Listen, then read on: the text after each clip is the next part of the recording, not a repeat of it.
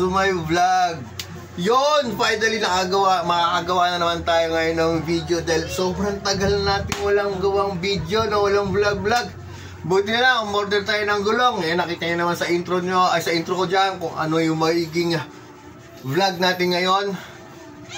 Ito yung vlog ko na first vlog ko ngayon 2024. Sana magtuloy-tuloy ulit. Sana sipagin tayo dito sa YouTube dahil puro na lang tayo FB Reels. Nako.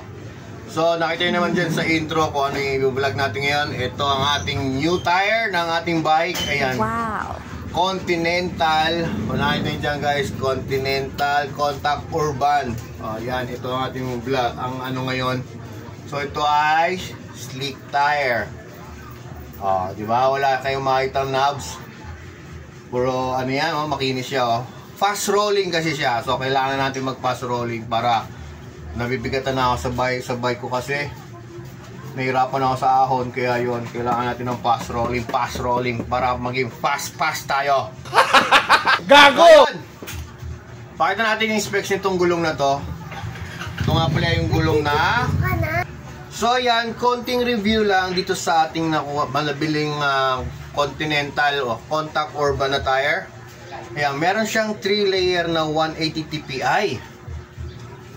Tire surface niya yung parang para lalo siya maging fast rolling daw siya. Yun yung pagka ano yan.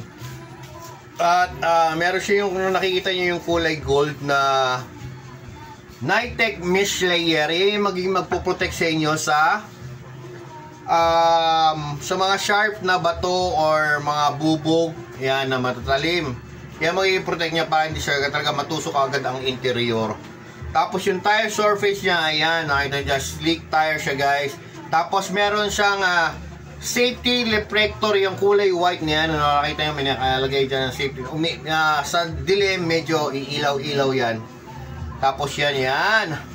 And yung kanya palang weight nito, ang isa ay nasa 735 grams. So yung luma kong tire nasa 800 something yun, yung aking Maxxis Recon. So ayan siya. Ang binili pala natin is 29 by 2.2. So ayan, ito na yun siya.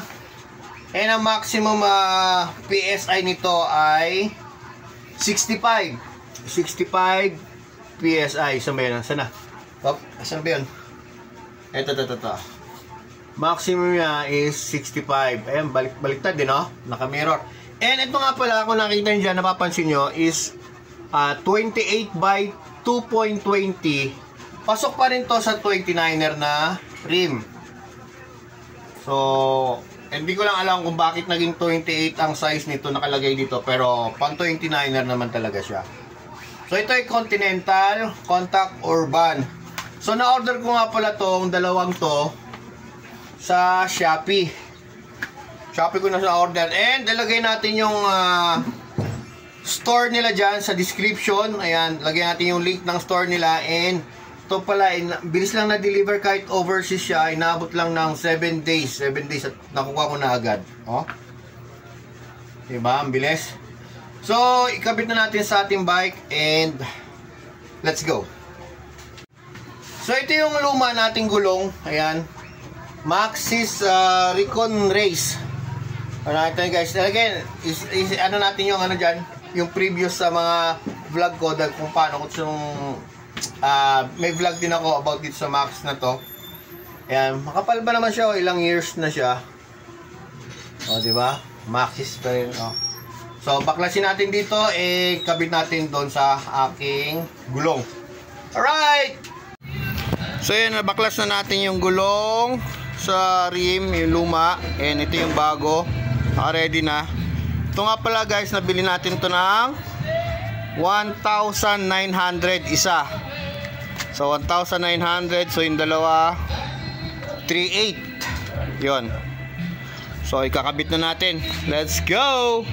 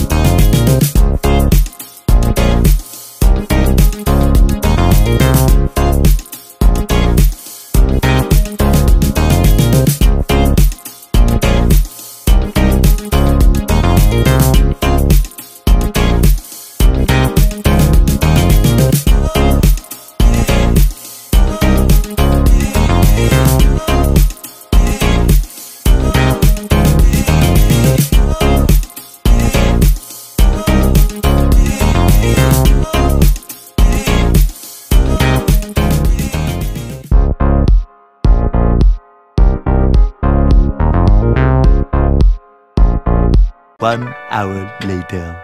So yun, nakabit na natin dalawang gulong sa kanyang rim. And tara, hanginan na natin and montage natin.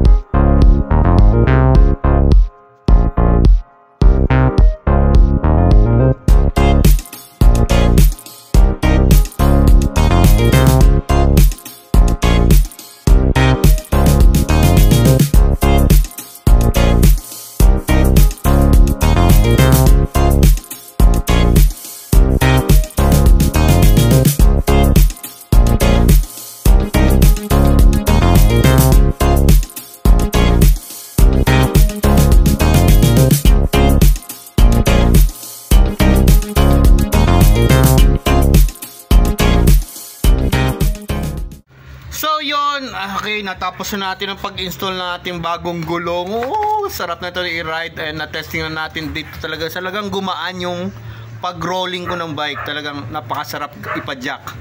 So talagang pass rolling siya. So i-ride natin to sa Sunday at yun din ang magiging first ride ko ngayong taon na to.